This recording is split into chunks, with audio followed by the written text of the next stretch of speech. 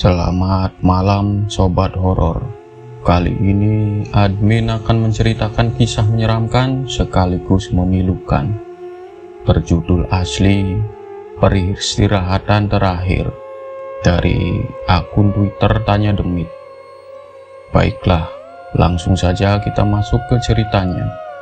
Persiapkan diri kalian, padamkan lampu kamar dan ingat, gunakan headset. Karena mereka sangat senang saat sedang dibicarakan dan biasanya akan ikut nimbrung menemanimu. Kita langsung masuk ke ceritanya. Kak Raka, Kak, bangun Kak. Aku yang masih memejamkan mata tiba-tiba mendengar sebuah suara yang entah dari mana datangnya. Sebuah suara yang tampak tidak asing di telingaku. Bersamaan dengan tubuhku yang sedang diguncang-guncangkan oleh sesuatu. Kak Raka, ayo makan malam dulu Kak. Bapak udah nyiapin makan malam untuk kita. Tidurku yang terganggu akan hal itu akhirnya membuka mata. Meskipun masih mengantuk, namun aku berusaha membuka mataku untuk mengetahui siapa yang membangunkanku pada saat itu. Terlihat seorang anak kecil yang masih belia kini berada tepat di dekatku. Dia adalah Nina, adikku yang masih SMP. Dengan tersenyum kecil, dia terus mengguncang-guncangkan tubuhku dan menyuruhku ikut makan malam bersama dirinya dan bapak yang sudah menunggu di ruang tengah. Iya nak, kamu duluan saja ke sana. Nanti aku menyusul ke meja makan, kataku yang masih pusing karena dibangunkan oleh adikku. Nina hanya tersenyum kepadaku. Dia tidak menjawab atas perkataan yang aku lontarkan kepadanya. Dia hanya mengangguk dan berlari ke arah pintu kamar dan menghilang seketika ketika dirinya sudah keluar kamar.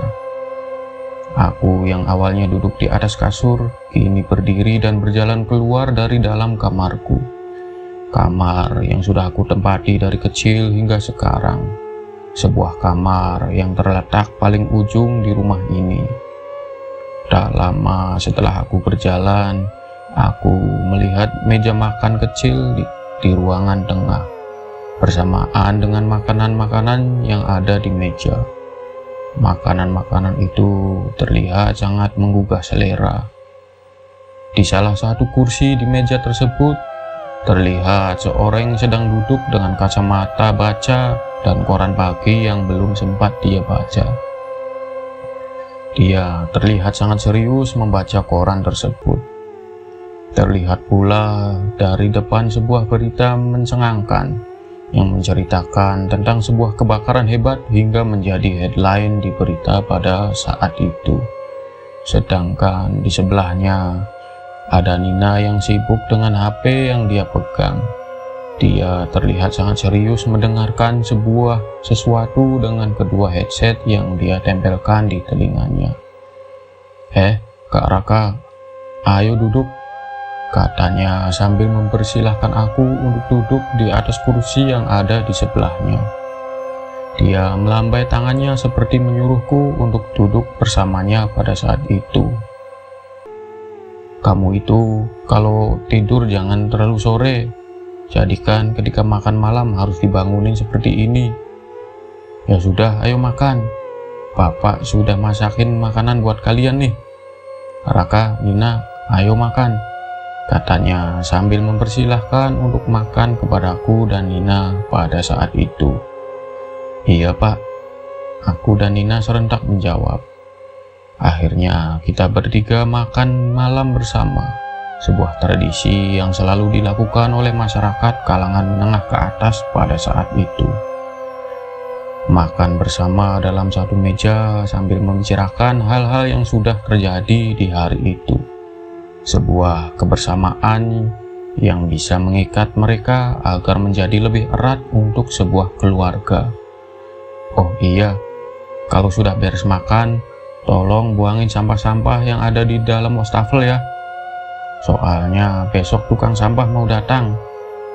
Bersamaan dengan sampah-sampah para penghuni kontrakan yang ada di depan, kata bapak sambil menunjuk sampah yang sedikit menumpuk di dapur.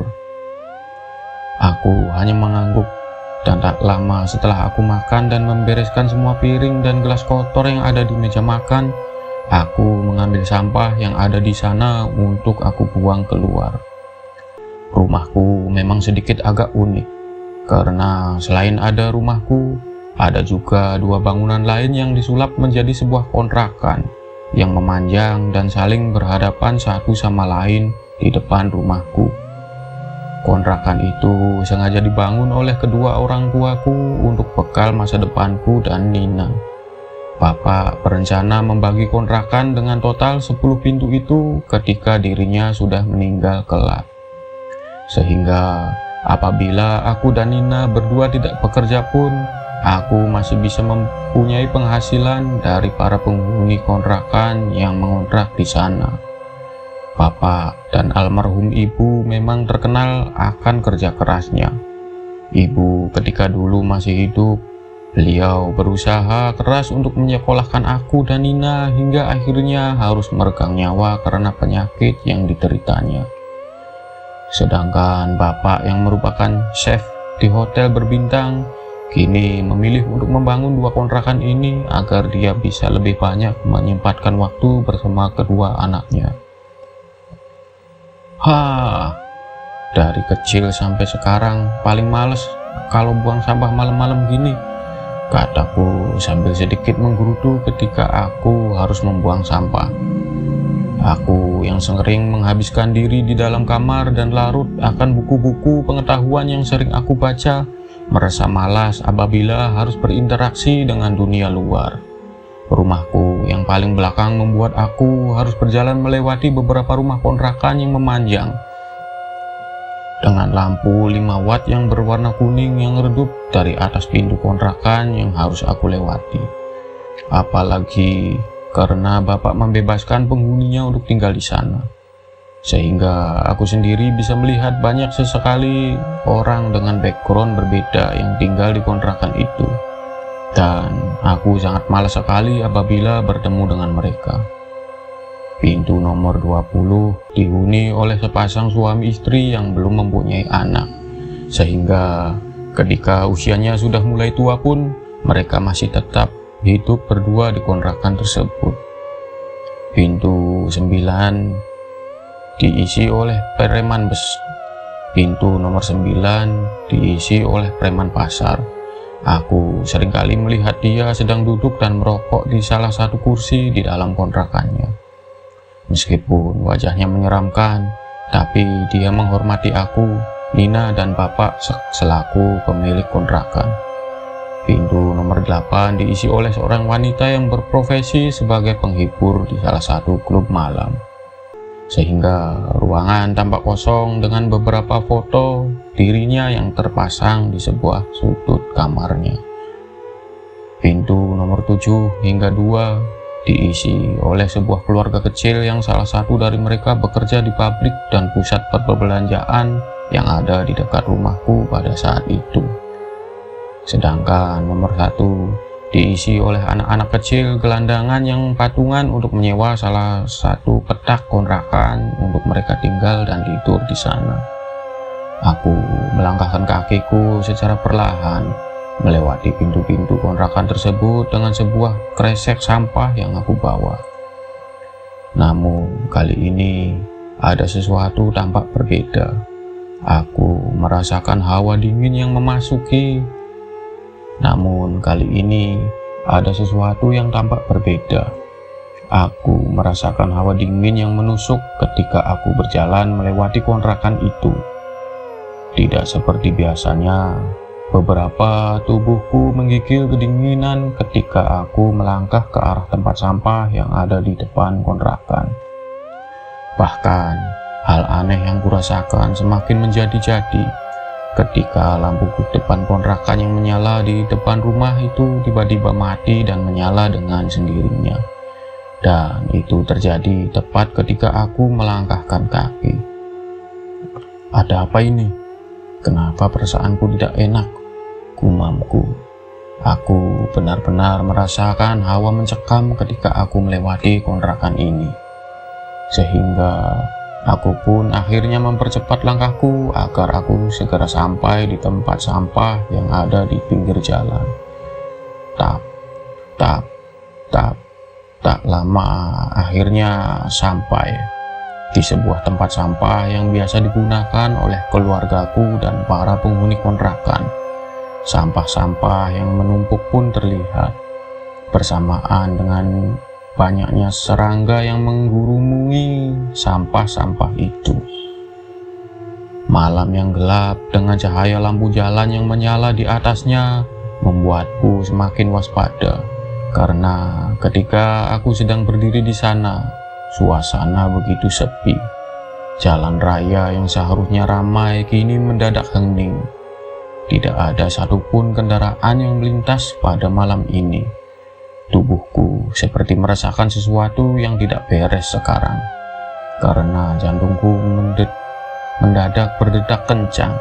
Napasku terasa sangat berat. Bahkan tubuhku kini mengeluarkan keringat dingin yang membanjiri baju yang aku pakai pada malam itu. Apalagi bau busuk sampah yang harusnya tercium kini tidak terasa olehku. Malah aku mencium bau yang berbeda, bau wangi yang tiba-tiba muncul entah dari mana. Seperti angin tipis yang berhembus secara perlahan ke arahku dengan bau wangian yang membuatku semakin ketakutan. Wangi itu semakin lama semakin menyengat. Bahkan dengan jelas aku bisa menebak bau dari wewangian ini, karena salah satu penghuni kontrakan seringkali memakai bau ini di dalam kontrakannya. Namun entah mengapa aku merasa ketakutan sekarang. Seperti ada sebuah perasaan berbeda ketika aku mencium bau ini. Aku pun langsung waspada. Tubuhku yang masih berdiri di sana pun merasa kaku dan tidak bergerak. Apalagi ketika wangi itu semakin tercium oleh hidungku, aku tiba-tiba dikejutkan oleh sebuah suara yang terdengar seperti sedang memanggilku dari belakang. Sebuah suara wanita yang tepat berada di belakangku pada saat itu. "Raka, Kak Raka." Suara itu memanggilku dengan nada yang pelan, bersamaan dengan wangi melati yang masih tercium olehku.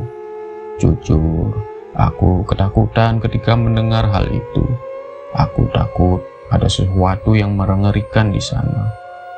Tubuhku ini seperti tidak bisa dikompromi dengan pikiranku lagi, karena setelah aku mendengar suara itu, secara perlahan aku merasakan tubuhku seperti berbalik ke asal suara yang berada di belakangku. Ketika aku berbalik badan, aku tidak menemukan siapapun di sana. Yang ada hanyalah sebuah gerbang kecil yang merupakan pintu masuk ke kontrakan dan rumahku pada saat itu. Aku yang ketakutan pada saat itu langsung menghela nafas panjang, karena apa yang aku takutkan sepertinya tidak terjadi. Aku bahkan mengusap-usap dadaku karena tidak ada apapun di sana. Meskipun sepertinya rasa lega itu hanya sesaat, karena tiba-tiba aku mendengar kembali sebuah suara yang sama seperti yang aku dengar tadi. Dan kali ini suara itu tepat berada di telinga sebelah kiriku. "Kak Raka." Sontak aku langsung memalingkan wajahku ke kiri, dan betapa terkejutnya aku ketika aku melihat ada yang berdiri tepat di sampingku pada saat itu. Sesosok wanita berambut panjang yang tertunduk sehingga aku tidak bisa melihat wajahnya dengan jelas. Wanita itu memakai baju berwarna merah dengan rok selutut berwarna hitam dan sepatu hak tinggi berwarna merah yang dia kenakan di kedua kakinya. Aku tahu wanita ini, wanita yang tampaknya tidak asing, Dia adalah wanita penghuni kontrakan nomor 8 yang mungkin saja baru pulang dari pekerjaan malamnya.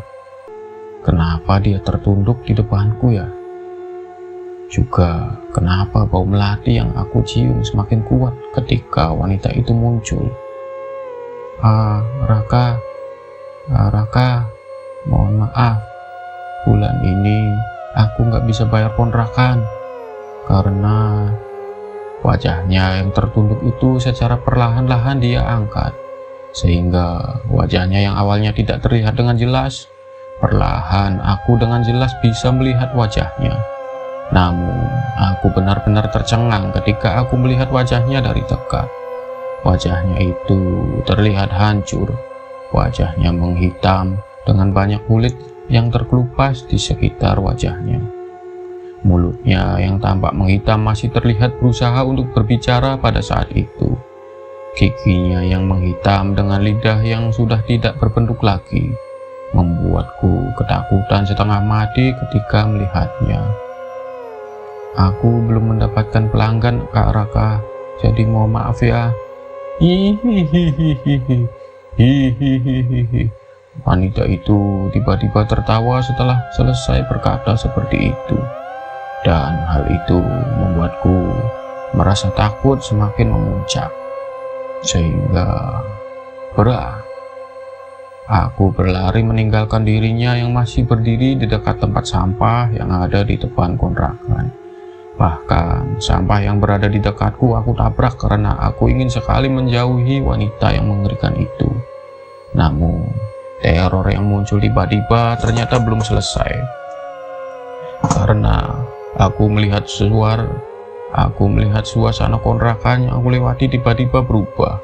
Apa yang aku lihat di setiap pintu kontrakan yang terbuka dengan sendirinya membuatku semakin ketakutan. Kamar nomor 10 yang dihuni oleh sepasang suami istri yang tidak mempunyai anak kini terlihat menggantung dengan tali yang mengikat di leher kedua mereka berdua. Kini terlihat menggantung dengan tali yang mengikat di leher mereka berdua. Mereka menggantung dengan tubuh yang hitam legam seperti terkena sesuatu yang membuat mereka mati secara bersamaan. Kamar nomor 9 yang dihuni oleh preman pasar kini mendadak berubah menjadi penuh darah. Sebuah tangan yang putus terlihat tergeletak di dekat pintu kamar kontrakan dengan darah yang menempel di dinding. Bahkan tercium bau anyir dan bau gosong di dalam kamar tersebut. Sedangkan kamar nomor 7 hingga 2 terlihat banyak sekali mayat yang sedang dikafani yang terbaring di dalam ruangan tersebut. Dan semuanya sedang dipersiapkan untuk proses pemakaman yang dikerjakan oleh anak-anak gelandangan yang berada di kamar nomor 1. Ibu, bapak, dan anak-anaknya terlihat terbujur kaku di dalam sana. Dan yang sedang dimandikan, ada yang sedang dikafani, ada juga yang sudah tertutup dengan kain kafan. Ibu, bapak, dan anak-anaknya terlihat terbujur kaku di dalam sana. Ada yang sedang dimandikan, ada yang sedang dikafani, ada juga yang sudah tertutup dengan kain jarik dan tinggal dimakamkan. Namun, anak-anak gelandangan itu seperti tidak utuh. Sebagian tubuh mereka tidak berdaging, namun hanya tulang belulang dengan di beberapa bagian tubuhnya. Mereka hanya melihatku yang sedang berlari melewati mereka dengan tatapan yang kosong. Lalu, kepala mereka kembali berbalik dan mulai mengkafani para mayat-mayat yang terbujur kaku di ruangan nomor 7 hingga nomor 2 pada malam itu. Aku benar-benar panik sekarang. Kenapa semua berubah menjadi menyeramkan? Sebenarnya, ada apa yang terjadi di tempat ini? Aku terus mempercepat langkahku, hingga tak lama aku pun sampai ke depan pintu rumah.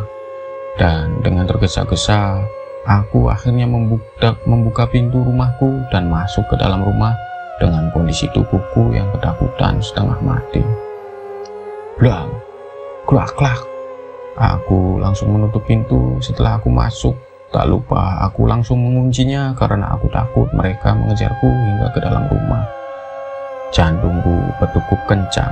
Napasku terasa sangat berat ketika aku masuk ke dalam rumah. Kenapa? Kenapa semua menjadi menyeramkan seperti ini? Kenapa mereka semua menjadi mengerikan? Sebenarnya ada apa dengan semua ini?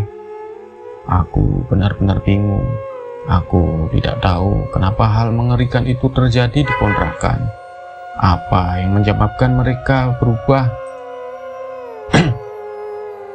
Apa yang menyebabkan mereka berubah menjadi mengerikan? Aku hanya berdiri di dekat pintu rumah. Tubuhku sengaja aku sandarkan ke arah pintu agar mereka tidak masuk ke dalam rumah. Namun, sepertinya aku merasakan bahwa teror itu tidak berhenti di sini. Karena aku melihat pemandangan rumahku kini benar-benar berbeda. Rumahku tiba-tiba penuh akan asap dengan bau gosong di seluruh rumah. Bau itu tercium dengan sangat jelas oleh hidungku pada saat itu. Seperti ada sesuatu yang terbakar di rumah ini. Dan benar saja, ketika aku melangkahkan kaki secara perlahan untuk masuk lebih dalam, tiba-tiba aku melihat sesuatu yang menyala. Sebuah nyala kecil dari titik-titik api dari segala sisi rumah yang sedang membakar sesuatu. Semakin lama, api itu semakin besar dari daerah dapur, dari arah kamar mandi, dari arah kamar bapak, bahkan dari kamar Nina. Astaga, api! Kebakaran, Pak! Kebakaran, Nina! Kalian di mana? Cepetan keluar! Di tengah-tengah kepanikan itu, aku tiba-tiba mendengar sebuah suara dari dalam api yang menyala semakin besar di depan mataku pada saat itu. Raka, sini duduk Raka. Tiba-tiba di tengah kobaran api tersebut aku melihat dua orang yang duduk di meja makan yang diselimuti api. Mereka berdua duduk dengan tubuhnya yang terbakar hebat, sehingga aku bisa melihat kulitnya yang menghitam karena kobaran api yang ada di sekitarnya. Raka, sini duduk. Kita duduk bersama-sama di sini, Raka. Sama seperti tadi, makan malam bersama. Aku benar-benar tidak percaya atas apa yang aku lihat. Itu adalah Bapak dengan tubuhnya yang terbakar oleh api sehingga tubuhnya menghitam. Di sebelahnya itu adalah Nina yang menatapku dengan senyumannya yang mengerikan. Aku benar-benar tidak percaya. Ada apa ini? Kenapa semuanya jadi seperti ini? Aku benar-benar ingin berlari kembali keluar, namun tubuhku masih belum bisa bergerak sama sekali. Bahkan api itu kini secara perlahan-lahan menjalar ke tubuhku. Aku merasakan panas secara perlahan, bersamaan dengan suara Bapak yang terus-menerus memanggil diriku dengan kondisi tubuhnya yang terbakar habis. Raka, sini Raka, gabung sama kita. Aku hanya bisa menggelengkan kepalaku di saat api itu terus menjalar dan membakar habis seluruh rumah. Kedua tanganku seketika menutupi wajahku. Aku benar-benar ketakutan. Aku takut dengan apa yang terjadi kepada mereka. Hingga akhirnya aku teriak sekencang-kencangnya. Aku takut. Aku bingung. Aku gelisah. Sehingga hal ini yang bisa aku lakukan, berteriak hingga aku pasrah akan keadaan pada saat itu. Wah, jantungku berdetak kencang bersamaan dengan kedua mataku yang tiba-tiba terbuka. Di mana aku? Pikirku. Tiba-tiba aku kini berada di dalam sebuah ruangan yang sangat asing, dan tubuhku kini terbaring lemas tidak berdaya. Rasa panas dari api yang menyambar secara perlahan pada saat itu masih terasa olehku. Bahkan ketika aku melihat tubuhku sendiri, aku melihat seluruh tubuhku penuh perban, seperti ada sesuatu yang terjadi kepadaku pada saat itu. Aku masih merasa pusing dan bingung atas apa yang terjadi. Satu-satunya yang ku tahu bahwa aku kini terbaring di atas ranjang rumah sakit dengan luka bakar yang memenuhi tubuhku pada saat itu. Aku sendirian di dalam ruangan ini sekarang. Satu-satunya yang menemaniku hanyalah sebuah televisi yang menyala dengan sebuah berita yang mengejutkan di sana. Sebuah kebakaran hebat membakar satu rumah dan kontrakan, menewaskan sebagian besar penghuni yang ada di sana. Sebuah kebakaran yang masih diselidiki penyebabnya dan hanya menyisakan satu orang yang selamat dalam kondisi kritis. Aku benar-benar tercengang ketika aku melihat berita itu, karena aku dengan jelas aku benar-benar tercengang ketika aku melihat berita itu, karena aku dengan sangat jelas melihat bahwa itu adalah rumahku dan dua kontrakan yang ada di depannya. Jadi bau kosong, wajah yang mengerikan yang menghitam itu karena mereka meninggal dalam kebakaran itu. Dan aku dari semuanya, hanya aku yang selamat. Nina, bapak juga, penghuni kontrakan yang lain meninggal semua. Jadi apa yang aku lihat?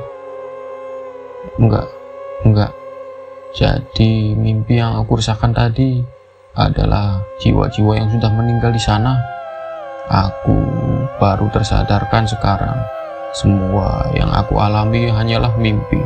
Sebuah mimpi yang mengerikan dan gambaran atas mereka yang meninggal dari kebakaran di tempat itu. Namun ketika aku memikirkan itu, aku tiba-tiba dikejutkan oleh sesuatu yang berbisik di telingaku sebelah kiri. Kata siapa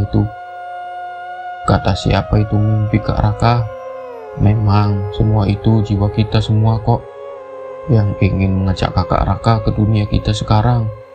Namun rupanya Kak Raka lebih memilih untuk melanjutkan hidup. Meskipun mungkin Kak Raka akan hidup dalam kecacatan seumur hidup Kak Raka. Hihihihihi.